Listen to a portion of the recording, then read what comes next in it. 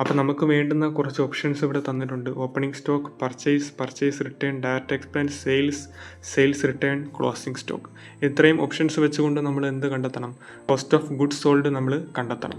അപ്പോൾ നമുക്ക് വേണ്ടുന്ന സാധനം ഓപ്പണിംഗ് സ്റ്റോക്ക് നമുക്ക് വേണം. അതേപോലെ തന്നെ നമുക്ക് പർച്ചേസ് എന്ന് പറഞ്ഞാൽ വെറും പർച്ചേസ് അല്ല, നെറ്റ് പർച്ചേസ് ആണ്. ടോട്ടൽ നമ്മൾ എത്ര രൂപയ്ക്ക് പർച്ചേസ് ചെയ്തിട്ടുണ്ട് എന്നുള്ള കണക്ക് നമുക്ക് വേണം. അതേപോലെ തന്നെ പർച്ചേസിൻ്റെ കണക്കെടുക്കുമ്പോൾ നമുക്ക് ഡയറക്റ്റ് എക്സ്പെൻസ് എത്രയാണെന്ന് നമുക്കറിയണം. അതേപോലെ തന്നെ ക്ലോസിംഗ് സ്റ്റോക്ക് നമ്മൾ ഇതിൽ നിന്നും എന്ത് ചെയ്യണം? മൈനസ് ചെയ്യണം. അപ്പോൾ നമ്മുടെ equation opening stock plus net purchase plus direct expense minus closing stock ആയിരിക്കും. അപ്പോൾ ഇവിടെ കോസ്റ്റ് ഓഫ് ഗുഡ്സ് സോൾഡ് കാണുന്നതിന് വേണ്ടി ഞാൻ ആദ്യം ഓപ്പണിംഗ് സ്റ്റോക്ക് എടുക്കുന്നു. ഓപ്പണിംഗ് സ്റ്റോക്ക് ഇവിടെ തന്നിട്ടുണ്ട് 16,000 ആഡ് ചെയ്തു. അതിനുശേഷം നെറ്റ് പർച്ചേസ് ആണ് നമ്മൾ എടുക്കുന്നത്.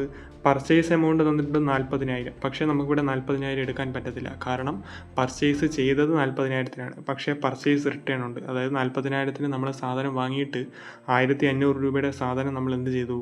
റിട്ടേൺ അയച്ചു. അപ്പോൾ നമുക്ക് 40,000 രൂപയുടെ സാധനം നമ്മൾ വാങ്ങിയിട്ടില്ല. 40,000 മൈനസ് 1,500 38,500 പർച്ചേസ് എന്ന് പറയുന്നത്, net purchase. Plus direct expense 3,000 minus closing stock എത്രയാണ്? 13,000. അപ്പോൾ നമുക്ക് കോസ്റ്റ് ഓഫ് ഗുഡ്സ് സോൾഡ് കിട്ടി 44,500 രൂപ.